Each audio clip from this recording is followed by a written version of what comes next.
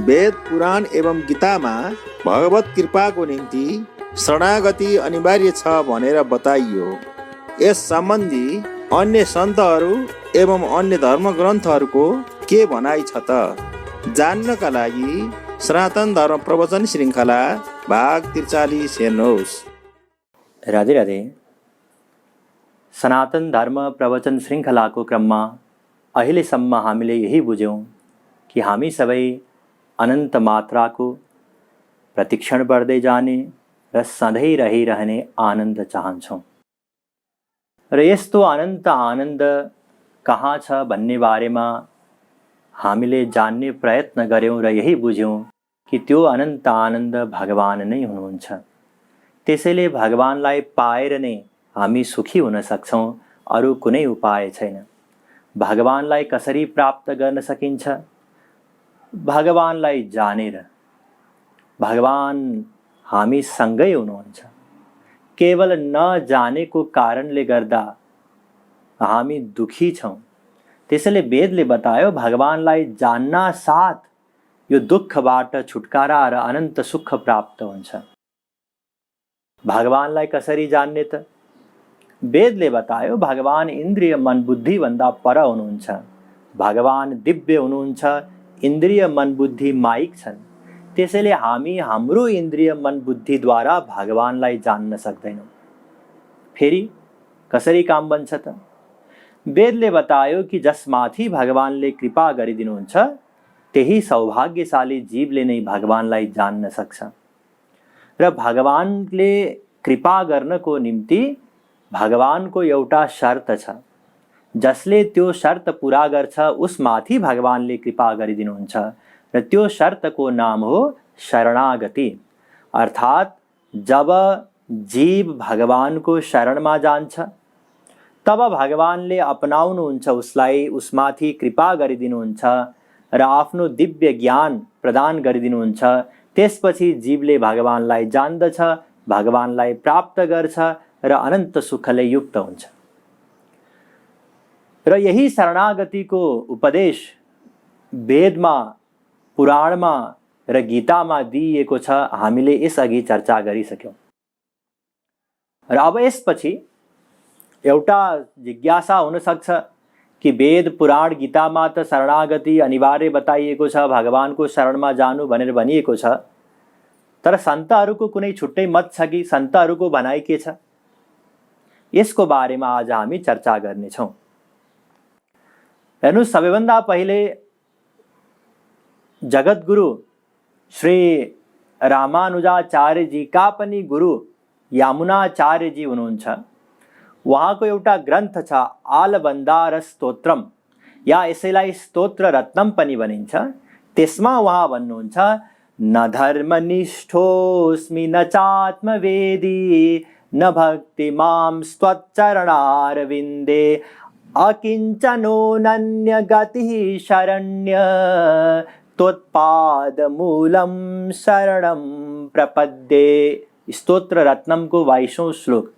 अर्थात् उहाँ भन्नुहुन्छ कि हे प्रभु, ममा कुनै धार्मिक कार्यको बल पनि छैन, म धर्मनिष्ठ पनि छैन, अधर्मी छु। र म आत्मज्ञानी, आत्मवेत्ता पनि होइन, म अज्ञानी छु। र ममा कुनै भक्तिको पनि बल छैन, म हजुरको चरण कमल प्रति मेरो भक्ति पनि छैन। म सर्वथा अकिञ्चन छु, असहाय छु। त्यसैले म हजुरको चरणको शरणमा आएको छु, ममाथि कृपा गरेर मलाई अपनाउनुहोस्। अर्थात् उहाँले बताउनुभयो कि शरणागतिको मार्ग नै एकमात्र मार्ग हो। अब आउनुहोस् श्रीमद् वल्लभाचार्यजीको भनाइ सुनौ। उहाँ भन्नुहुन्छ, न प्रपत्तेः परा विद्या। वल्लभाचार्यजी अर्थात् शरणागति समान प्रपत्ति, शरणागतिलाई अलग अलग शब्दद्वारा सन्तहरूले बताउनु भएको छ। शरणागति समान श्रेष्ठ अरू कुनै मार्ग छैन, कुनै विद्या छैन। सबैभन्दा ठुलो ज्ञान, सबैभन्दा ठुलो जान्न योग्य कुरा, श्रेष्ठतम कुरा हो शरणागति, अर्थात भगवानको शरणमा जानु छ। यही ज्ञान सर्वोच्च ज्ञान हो र उहाँको त मार्गको नाम नै पुष्टि मार्ग हो। त्यसैले वल्लभाचार्यजीले पनि भगवानको शरणमा जानुपर्छ भनेर बताउनु भयो। सबै सन्तहरूले भगवानको शरणमा जानु अनिवार्य बताउनु भएको छ। सबैको प्रमाण यहाँ उल्लेख गरेर साध्य छैन, तैपनि आदि जगद्गुरु श्री शङ्कराचार्यजीको प्रमाण हामीलाई आवश्यक छ। किनकि उहाँले जुन अद्वैतवादको स्थापना गर्नुभएको छ, त्यो अद्वैतवादमा ब्रह्मको नै अस्तित्व उहाँले बताउनु भएको छ। भगवानको अस्तित्व हुँदैन, सगुण साकार भगवानको।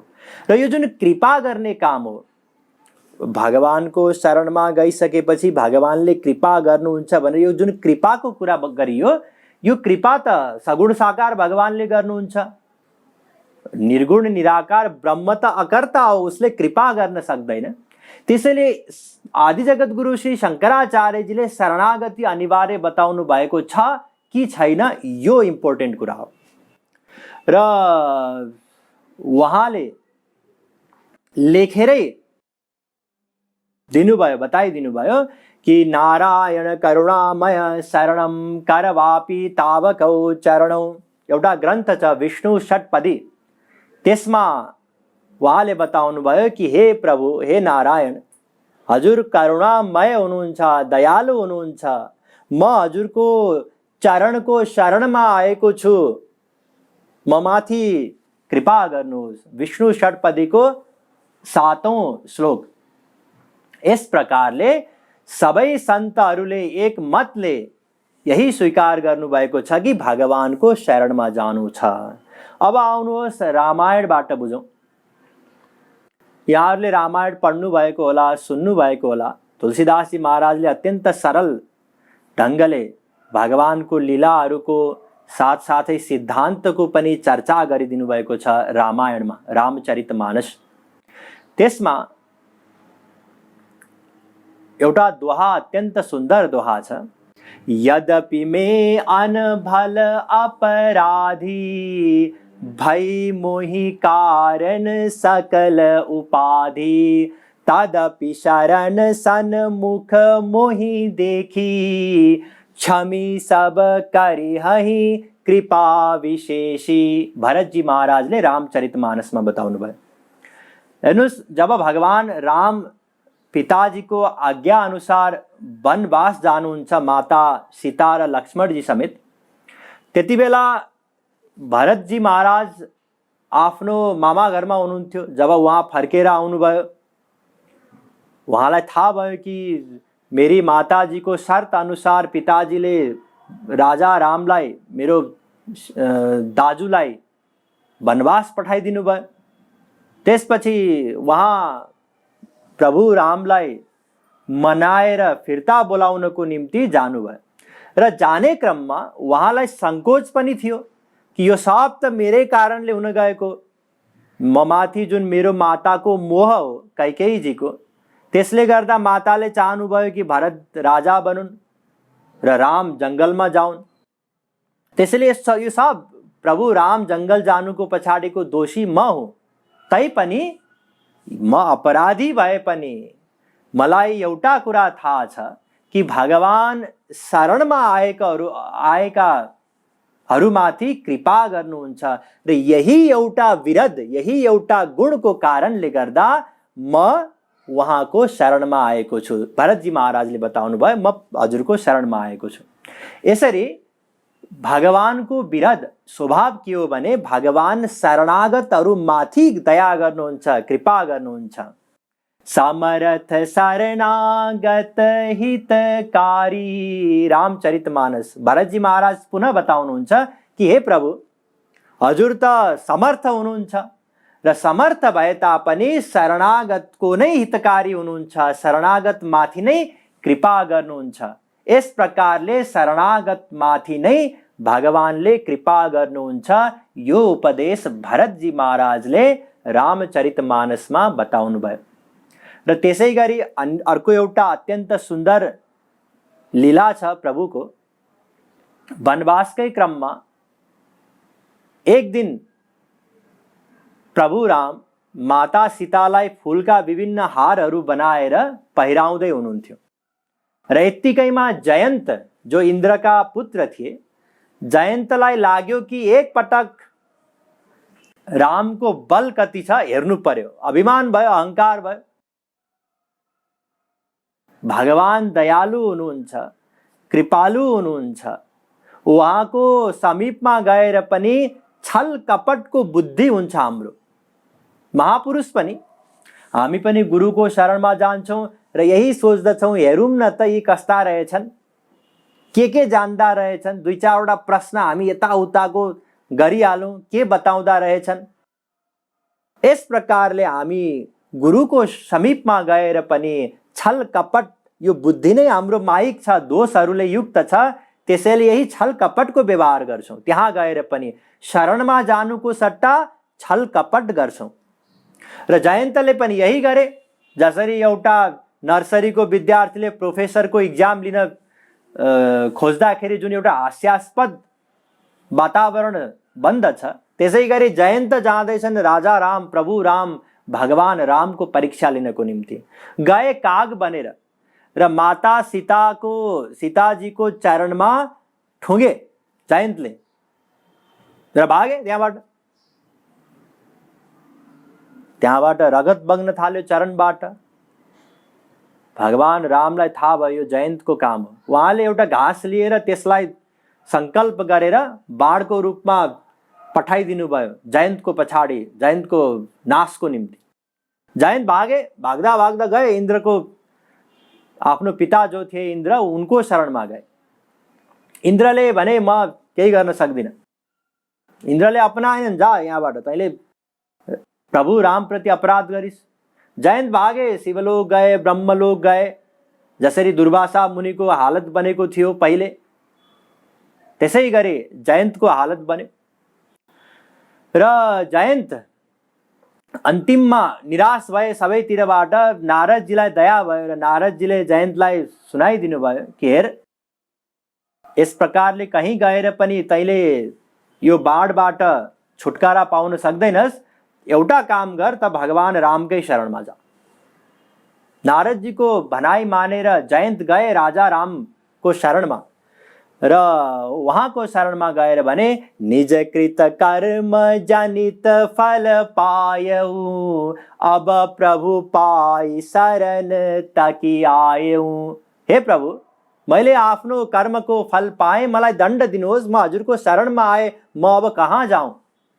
सुनि कृपाल अति आरत बानी, एक नयन करि तजा भवानी। भगवानले जयन्तको अपराधलाई क्षमा गरिदिनु भयो, उसलाई प्राण दान दिनुभयो, कृपा गर्नुभयो उमाथि। किनकि ऊ शरणमा आएको छ।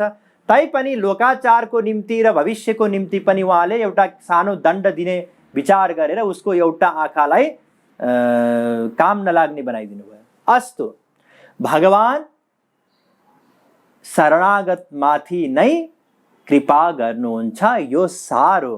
आरती हरन शरण सुखदायक। यो कसले बताउनु भयो भने माता सीताले। जब वनवासको समयमा रावणले सीता मातालाई हरण गरेर लिएर जान्छ, त्यसपछि विमानमा राखिसकेपछि सीता माता आफ्नो स्वामी प्रभु रामको वियोगमा उहाँलाई पुकार गर्नुहुन्छ, करुण पुकार। र पुकार गर्ने क्रममा उहाँले सम्बोधन गर्नुहुन्छ कि हे प्रभु, हजुर त शरणागतहरूको जति पनि दुःख हो त्यसलाई हरण गरेर उनीहरूलाई सुख दिनेवाला हुनुहुन्छ।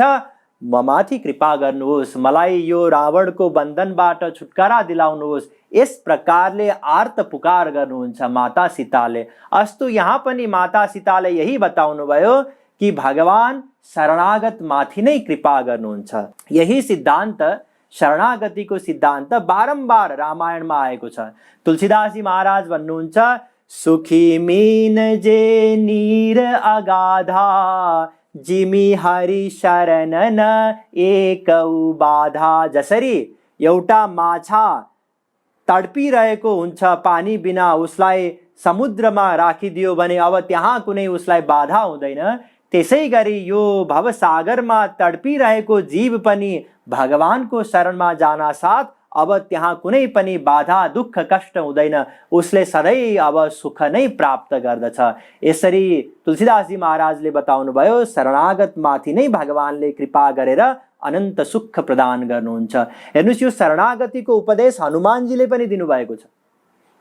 जब सीता माताको खोजी गर्दै भगवान राम लक्ष्मणजी समेत किष्किन्धा पुग्नुहुन्छ, त्यहाँ सुग्रीवजीसँग मित्रता हुन्छ, बालीको वध हुन्छ, त्यसपछि माता सीताको खोजीको निम्ति पठाउनुहुन्छ, हनुमानजी लङ्का पुग्नुहुन्छ, त्यहाँ सीता माताको दर्शन गर्नुहुन्छ, हनुमानजीलाई रावणका सेनाहरूले पक्रिन्छन् अथवा स्वयं उहाँ रावणको अगाडि जानको निम्ति त्यो लीला गर्नुहुन्छ।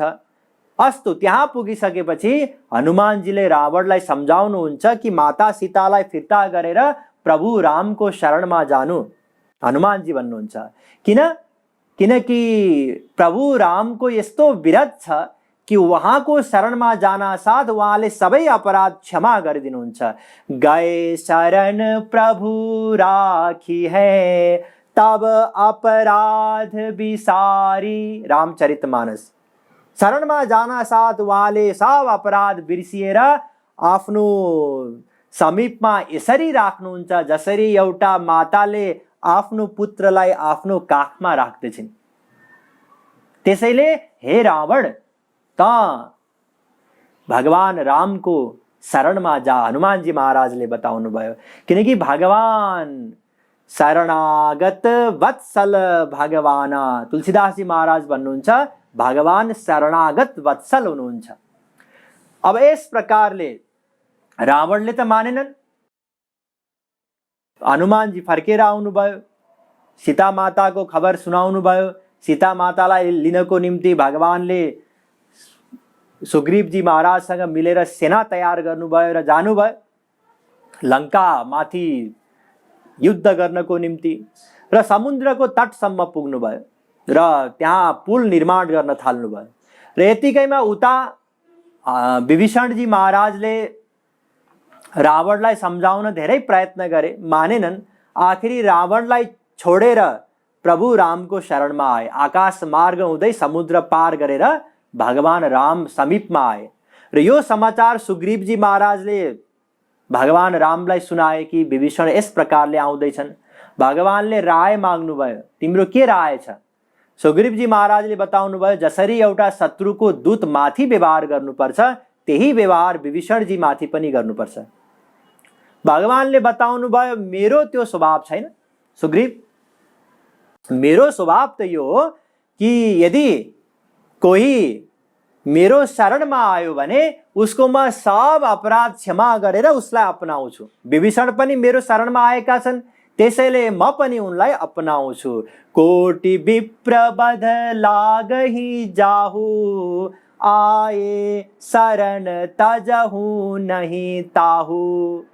सन्मुख होई जीव मोहि जबहि, जन्म कोटि अघ नासहि तबहि। यदि जीव सन्मुख भएर अहिले हामी भगवानको विमुख छौं, भगवानको विमुख भन्नाले संसारमा नै सुख छ, संसारबाट नै सुख मिल्छ भनेर संसारप्रति सन्मुख छौं। जब हामी संसारबाट विमुख भएर भगवानको सन्मुख हुन्छौं अर्थात् भगवानको शरणमा जान्छौं, भगवानले हाम्रो अनन्त अपराध अनन्त पाप सबै क्षमा गरेर अपनाउनुहुन्छ र हामी माथि कृपा गरिदिनुहुन्छ। यो भगवानले बताउनु भयो। यस प्रकारले भगवान शरणागत जीव माथि नै कृपा गर्नुहुन्छ। अस्तु, त्यसपछि युद्ध भयो। युद्ध भइसकेपछि भगवानले रावणको वध गर्नुभयो। अन्तिममा जब रावणको वध भयो त्यसपछि स्तुति गर्न लागे देवताहरू आएर। र स्तुति गर्ने क्रममा देवताहरूले बताए, जय कृपा कन्द मुकन्द द्वन्द हरण शरण सुख प्रद प्रभो। रामचरितमानस। अर्थात हे प्रभु, हे राम, हजुर दयालु हुनुहुन्छ, कृपालु हुनुहुन्छ र जो हजुरको शरणमा आए उनीहरूको सबै दुःखलाई हजुरले हरण गर्नुहुन्छ र उनीहरूलाई अनन्त सुख प्रदान गर्नुहुन्छ। यस प्रकारले यहाँ पनि देवताहरूले यही बताए कि भगवान शरणागत माथि कृपा गर्नुहुन्छ। भगवानले रावणको वधपछि पुष्पक विमान चढेर आउनुभयो अयोध्या। त्यहाँ आइसकेपछि भगवानको राज तिलक भयो र राज तिलकको कार्यक्रममा वेदहरू पनि सगुण साकार भएर उपस्थित भए। भगवान शङ्करजी पनि पुग्नुभयो, वेदहरूले पनि स्तुति गाए, शङ्करजीले पनि स्तुति गाउनुभयो र स्तुति गाउने क्रममा भगवान शङ्करजी भन्नुहुन्छ, जय राम रमा रमणं समनं भवताप भया कुल पाहि जनम अवधेश सुरेश रमेश विभो शरणागत मागत पाहि प्रभो। रामचरितमानस। अर्थात हे प्रभु, हजुरको जय होस्, हजुर शरणागत माथि कृपा गरेर उसको सबै भवताप संसारी दुःख सबै हरण गर्नुहुन्छ र सदाको लागि उसलाई अनन्त सुख प्रदान गर्नुहुन्छ। यस प्रकार भगवान शङ्करजीले पनि यही बताउनु भयो कि भगवानले शरणागत माथि कृपा गरेर उसको सबै दुःख हरण गर्नुहुन्छ र अनन्त सुख प्रदान गर्नुहुन्छ। अस्तु, हामीले संक्षिप्तमा रामायण पनि सुन्यौं र रामायणमा शरणागति जहाँ तहीँ बताइएको छ। सबैले भगवानको बारेमा, भगवानको गुणको चर्चा गर्दा, भगवानको स्तुति गर्दा यही बताउनु भयो कि भगवान शरणागतहरूमाथि नै कृपा गर्नुहुन्छ। अस्तु, अब निष्कर्षमा सुनौ। जगद्गुरु श्री कृपालुजी महाराज भन्नुहुन्छ, कृपा पात्र बनने को गोविंद राधे तन मन धन अर्पण करवा दे। राधा गोविंद गीत। अर्थात यदि भगवानको कृपा पात्र बन्नु छ भने, भगवानको कृपा चाहिन्छ भने सर्वात्म समर्पण गर्नु, भगवानको शरणमा जानु, यही उहाँले पनि बताउनु भयो। पुनः उहाँ भन्नुहुन्छ, कृष्ण कृपा बिनु जाय नहीं माया अति बलवान शरणागत पर हो कृपा यह गीता को ज्ञान। भक्ति शतक। अर्थात भगवान शरणागत माथि नै कृपा गर्नुहुन्छ। अस्तु, वेददेखि रामायणसम्म सबै सन्तहरूले यही बताउनु भयो कि भगवानको शरणमा गएर नै भगवानले हामीमाथि कृपा गर्नुहुन्छ र यो शरणागतिको सिद्धान्त केवल सनातन धर्ममा मात्रै होइन, अन्य धर्ममा पनि छ। जस्तै बौद्ध दर्शन हेर्नुस्। बौद्ध धर्ममा बताइएको छ, बुद्धं शरणं गच्छामि, धम्मं शरणं गच्छामि, संघं शरणं गच्छामि, द्वितीयंपि बुद्धं शरणं गच्छामि, द्वितीयंपि धम्मं शरणं गच्छामि, द्वितीयंपि संघं शरणं गच्छामि, तृतीयंपि बुद्धं शरणं गच्छामि, तृतीयंपि धम्मं शरणं गच्छामि, तृतीयंपि संघं शरणं गच्छामि। बौद्ध दर्शन। अर्थात भगवानको शरणमा जाओ। सिख जैन धर्ममा आउनुस्। जैन धर्ममा प्रार्थना, उनीहरू जुन दैनिक प्रार्थना गर्छन् त्यही बताइएको छ, शरणागत भविने हित वत्सल तुही कृपा रस सिन्धु नमो। हे कृपा सिन्धु प्रभु, हजुर शरणागत वत्सल हुनुहुन्छ। अर्थात जो शरणमा आउँछन् उनीहरूमाथि हजुर कृपा गर्नुहुन्छ। यस प्रकारले जैन धर्ममा पनि भगवानको शरणमा जानु भनेर बताइयो। त्यसै गरी सिख धर्ममा आउनुहोस्। सिख धर्ममा गुरु ग्रन्थ साहिब उनीहरूको ग्रन्थ छ। त्यसमा अनेक स्थानमा शरणागतिको चर्चा गरिएको छ। नानक दास सदा शरणाई, गुरु ग्रन्थ साहिब शरणागति। जन नानक जगु जानियो मिथियो रहियो राम शरणाई, गुरु ग्रन्थ साहिब। यया जाई परहु संत चरणा संत शरणा, गुरु ग्रन्थ साहिब। सन्तहरूको शरणमा जाऊ, भगवानको शरणमा जाऊ, बारम्बार शरणमा जानु भनेर भनियो। किनकि आए प्रभ शरणागति कृपा निधि दयाल। भगवान शरणमा जाना साथ हामीमाथि कृपा गर्नुहुन्छ, त्यसैले म भगवानको शरणमा आएको छु। यस प्रकारले बारम्बार गुरु ग्रन्थ साहिबमा यही बताइयो, हरि चरण कमल शरणाई मना, भगवानको चरण कमलको शरण ग्रहण गर्नु। अस्तु, यी धर्महरूमा पनि शरणागतिको सिद्धान्तको चर्चा गरिएको छ र शरणागतिको सिद्धान्त यति प्रभावशाली सिद्धान्त हो कि यसको प्रभाव अन्य इस्लाम धर्ममा, इसाई धर्ममा पनि देखिन्छ। यद्यपि बाइबल र कुरान कृत ग्रन्थ हुन्। 3 प्रकारका ग्रन्थ हुन्छन्, कृत, स्मृत र विनिर्गत। विनिर्गत भन्नाले वेद, जसलाई कसैले बनाएन। स्मृत ग्रन्थ भन्नाले भगवानलाई प्राप्त गरेका महापुरुषहरूले लेखेको ग्रन्थ र कृत ग्रन्थ भन्नाले मायाधीन जीवले लेखेका ग्रन्थ। अस्तु, कृत ग्रन्थ भए तापनि ती ग्रन्थहरूमा पनि शरणागति बताइएको छ। Grace, mercy and peace from God the father. Bible भन्दछ भगवानले, गॉडले कृपा गर्नुहुन्छ। तर कोमाथि कृपा गर्नुहुन्छ, कसरी कृपा गर्नुहुन्छ? humble yourselves therefore under God's mighty hand that he may lift you up in due time। Bible भन्दछ पहिले गॉडको शरणमा जाऊ अनि गॉडले कृपा गर्नुहुन्छ। त्यसै गरी कुरान शरीफ पनि भन्दछ बिस्मिल्लाहिर रहमानिर रहीम अल्हम्दुलिल्लाहि रब्बिल आलमीन अर्रहमानिर रहीम मालिके यौमुद्दीन। कुरान शरीफ अर्थात सबैभन्दा पहिले खुदाको शरणमा जानु अनि खुदाले दया गर्नुहुन्छ, नजरे इनायत गर्नुहुन्छ, कृपा गर्नुहुन्छ, त्यसैले खुदाको शरणमा जानु छ। यस प्रकारले वेददेखि रामायणसम्म बाइबल, कुरान आदि धर्महरूमा सबै सन्तहरूले यही बताउनु भयो कि भगवानको शरणमा जानु छ। भगवानको शरणमा गएर नै भगवानले कृपा गर्नुहुन्छ अनि हामी भगवानलाई जान्न सक्छौं अनि भगवानलाई प्राप्त गर्न सक्छौं अनि अनन्त आनन्दले युक्त हुन्छौं। त्यसैले भगवानको शरणमा जानु छ। शरणागति अनिवार्य हो। शरणागति बिना हाम्रो काम बन्दैन। तर यो शरणागति केलाई भनिन्छ? तात्पर्य के हो शरणागतिको? शरणमा जानु भन्नुको मतलब के हो? कसरी जाने हो? आजसम्म हामी शरणमा किन जान सकेनौं? यी विविध प्रश्नहरूको समाधान गर्न जरुरी छ। समाधान गरिनेछ, तर आज होइन, अर्को पटक। जय श्री राधे।